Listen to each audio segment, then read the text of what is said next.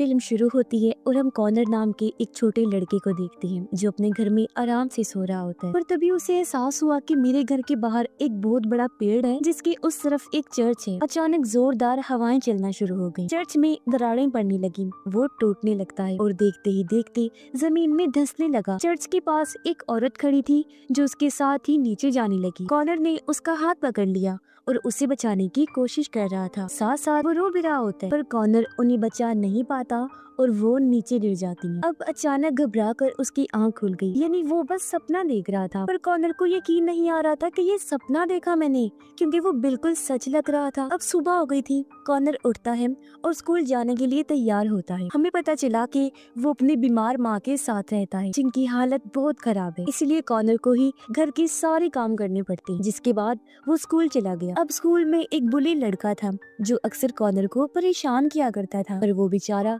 हमेशा की तरह आज भी उसे नजरअंदाज करके घर आ जाता। शाम को कॉनर अपनी माँ के साथ टाइम गुजार रहा होता है और ये उसके दादा के प्रोजेक्टर पर पुरानी मूवी देखने लगते हैं जिसमें कोई इंसान एक टावर से नीचे गिर रहा है। ये देख कॉनर को अपने सपने के बारे में याद आया, यानी जब चर्च टूट रहा था और वहाँ से भी कोई औरत नीचे गिर रही, तो वो सोचता है क्यों न मैं इस सपने को कागज पर बना दूं। जो सोच कर याद करके वो ड्राइंग बनाने लगता है। जैसे जैसे कॉनर ड्रॉ कर रहा था वैसे ही उसके घर के बाहर जो बड़ा सा पेड़ था यानी चर्च के पास, वहाँ की जमीन अचानक फटने लगी और नीचे से एक बहुत बड़ा मॉन्स्टर जमीन को चीरकर बाहर आता है। तो कॉनर की तरफ ही बढ़ रहा था और जैसे घड़ी पर 12:07 होते हैं वो कॉनर की खिड़की के पास आकर उसे आवाज लगाने लगता है। ये देख कॉनर काफी डर गया और इधर उधर छुपने की कोशिश करता है, पर मॉन्स्टर उसे हाथों में उठाता है और उसे अपने पास लाकर कहता है कि तुम मुझसे डरो नहीं, मैं तुमसे दोस्ती करना चाहता हूँ और तुम्हें कहानियाँ सुनाना चाहता हूँ, सुन लो। इस पर कॉनर कहता है कि नहीं, क्योंकि तुम एक मॉन्स्टर हो तो ना तो मैं तुमसे दोस्ती कर सकता हूँ और ना ही कहानियाँ सुन सकता हूँ। अब ये सुनकर मॉन्स्टर को गुस्सा आ गया।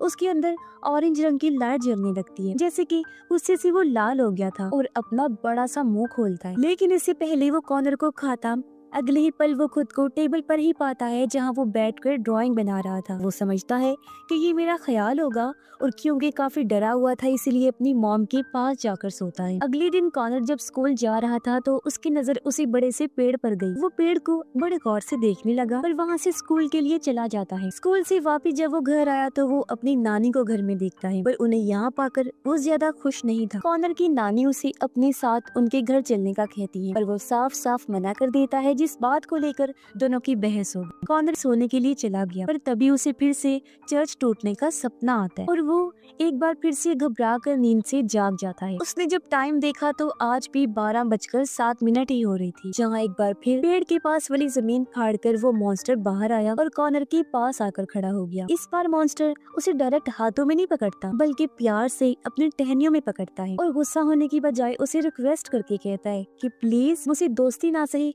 पर कहानियां तो सुन लो। जहाँ इस बार कॉनर भी आराम से उसकी कहानियां सुनने को तैयार हो गया और तब मॉन्स्टर उसे राजा रानी और उनके बच्चों की कहानियां सुनाता है कि काफी सालों पहले राजा रानी और उनके बच्चे एक बड़े से महल में रहा करते थे। वो बहुत आलीशान जिंदगी गुजार रहे थे और बहुत खुश। और एक दिन कुछ बुरे लोगों ने यहाँ हमला कर दिया, जिस हादसे में रानी और उनके बच्चे मारे। सिर्फ राजा और उनका एक पोता ही जिंदा बचे थे। राजा अपने पोते से बहुत प्यार करते, उसका ख्याल रखते थे। फिर एक दिन राजा दूसरी शादी कर लेते। अब जो नई रानी थी वो बहुत ही इवल, बुरी और लालची औरत। उसने राजा को मारने की कोशिश भी की लेकिन हमेशा नाकाम रही। मगर फिर एक दिन राजा की उम्र ज्यादा होने की वजह से उनकी मौत हो गई। राजा की दूसरी वाइफ इवल रानी किंगडम पर कब्जा कर लेती है और ये बहाना लगा देती है कि राजकुमार क्योंकि अभी इतना बड़ा नहीं हुआ कि वो राजगद्दी संभाल सके, इसलिए किंगडम को मैं संभालूं। अब इस बात से राजा के पोते राजकुमार को बहुत गुस्सा आया और वो अपना महल छोड़कर गांव में चला गया और वहीं रहना शुरू कर दिया, जहां उसने रानी की सच्चाई सबको बताई कि उसने किंगडम पर कब्जा कर लिया है, हालांकि राजगद्दी का हकदार मैं हूँ। फिर गाँव वालों ने इसी मॉन्स्टर की मदद ली और उन्होंने रानी पर हमला कर दिया और उसे हरा दिया, जिस वजह से राजकुमार को अपनी जगह वापस मिल जाती है और ये कहानी भी इधर ही पूरी हो गई। कहानी सुनने के बाद कॉनर मॉन्स्टर से पूछता है कि इस कहानी में बुरा कौन था। तो मॉन्स्टर कहता है कि इसमें कोई बुरा नहीं था, इंसान अपने कामों की वजह से अच्छा या बुरा बनता है। अब ये इंसान पर है कि वो कौन सा रास्ता चुनता है, अच्छाई का या फिर बुराई का। कॉनर मॉन्स्टर से कहता है कि मैं अपनी नानी के साथ नहीं रहना चाहता, मैं क्या करूं, कैसे बचूं उनसे। इस पर मॉन्स्टर कहता है कि तुम्हारी नानी से तुम्हें कोई मसला नहीं, बल्कि तुम्हें किसी और से बचने की जरूरत है। अब यहीं पर मॉन्स्टर का टाइम खत्म हुआ और वो वापस चला जाता है, जबकि कॉनर भी अपने घर आ गया। अगले दिन स्कूल से लौटने के बाद कॉनर देखता है कि उसकी माँ की हालत काफी खराब है। वो उसे बताती है कि बेटा, मेरा जो इलाज हो रहा है वो मुझ पर काम नहीं कर रहा, तो नए इलाज के लिए मुझे अब हॉस्पिटल में ही दाखिल होना पड़ेगा। जो सुनकर कॉनर को बहुत दुख होता है। आगे उसकी मॉम बताती है कि बेटा, जब मैं नहीं रहूंगी तो तुम्हें अपनी नानी के साथ ही रहना होगा, और हाँ बेटा, उन्हें तंग मत करना और उनकी हर बात मानना। अब अपनी मॉम की बात मानकर वो राजी हो गया और अपनी नानी के साथ उनके घर रहने चला जाता है। दरवाजे की बेल बजी। उसने जब जाकर चेक किया तो उसके डैड आए थे, जिन्हें देखकर वो काफी खुश हो गया और उनके साथ घूमने पार्क में चला जाता है। जब वो खाना खाने गई तो कॉनर अपने डैड को कहता है, पापा, मैं आपके साथ ही रहना चाहता हूँ, ना कि नानी के साथ। इस पर उसके डैड कहते हैं, बेटा, मैं तुम्हें अपने साथ रखूंगा, पर अभी नहीं। मेरा भी दिल चाह रहा है कि तुम्हें ले चलूं, पर हालात अभी काफी खराब है। फिलहाल के लिए तुम्हें अपनी नानी के साथ ही रहना होगा। और फिर वो कॉनर को नानी के घर के बाहर छोड़ देती है और दुखी होकर वो भी अंदर चला जाता है। अब आज रात भी जैसे ही 12:07 होते हैं तो मॉन्स्टर फिर से कॉनर से मिलने आया और उसे दूसरी कहानी सुनाता है कि काफी सालों पहले एक गाँव में एक फादर रहा करती थी। अब वही एक डॉक्टर हकीम भी था, जो जड़ी बूटियों से दवाइयाँ बनाया करता था और उसके इलाज से कोई भी बीमारी ठीक हो सकती थी। एक दिन डॉक्टर एक जादुई पेड़ के पास गया ताकि उस पेड़ की जड़ी बूटियां वो ले सके दवाई बनाने के लिए, पर फादर भी वहाँ आते हैं और उसे कोई भी चीज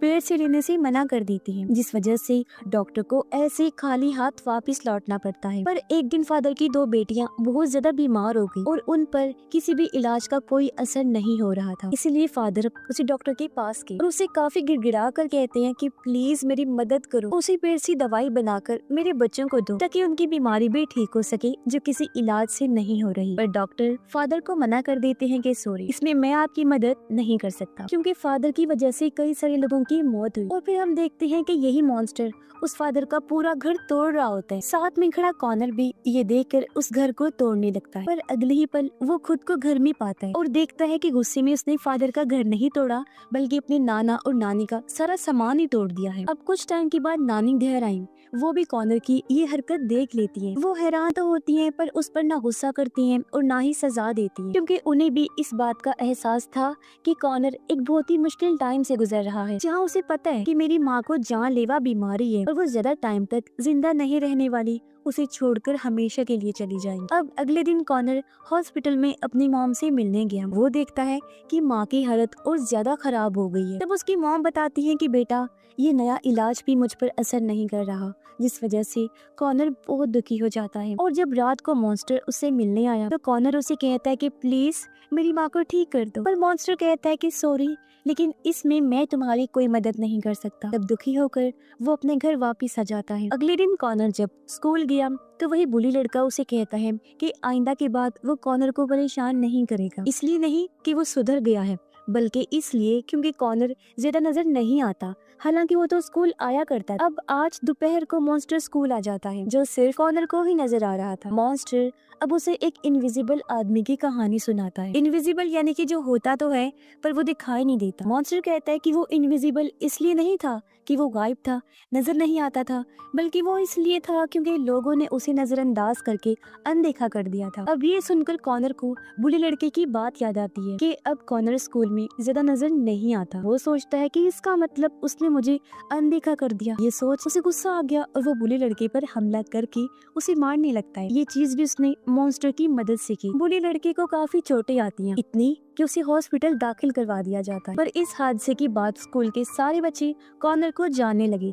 भागकर उसी पेड़ के पास आया, यानी मॉन्स्टर के पास, और उसे बुलाकर कहता है कि मेरे सामने आओ, मेरी मदद करो, मेरी माँ को ठीक करो, क्योंकि मैं जानता हूँ कि तुम ऐसा कर सकती हो। अगले ही पल मॉन्स्टर वहाँ पर आ जाता है और वो कॉनर को कहता है कि मैं तुम्हें ठीक करने आया था, तुम्हारी माँ को मैं ठीक नहीं कर सकता। ये सुनकर कॉनर को गुस्सा आ गया। मॉन्स्टर उसे कहता है कि ये सब जो मैं कर रहा हूँ तुम्हारे लिए जरूरी है और मैं कोई भी ऐसी चीज नहीं कर सकता जिससे तुम्हारी माँ ठीक हो सके। अब कॉनर जोर से चीखने और चिल्लाने लगता है। तब मॉन्स्टर उसके सामने उसके सपने को लाकर दिखाता है, यानी कि तेज हवाएं चलने लगी और देखते ही देखते चर्च टूटकर नीचे धंसने लगता है। अब चर्च के पास जो औरत खड़ी थी जो फिसलकर गिरने लगती है वो कॉनर की मॉम ही थी। कॉनर उन्हें बचाने के लिए भागा, उनका हाथ पकड़ लेता है, ऊपर खींचने की कोशिश करता है मगर बच नहीं पाता क्योंकि तभी उसकी मॉम फिसलने की वजह से मारी जाती। ये देखकर कॉनर दुखी तो हुआ पर काफी हैरान भी रह जाता है। तभी उसके पास मॉन्स्टर आया और कहता है कॉनर अब अगली कहानी तुम सुनाओ। अब पहले तो कॉनर कुछ नहीं बोलता, चुप रहता है, पर जब मॉन्स्टर उस पर गुस्सा करने लगा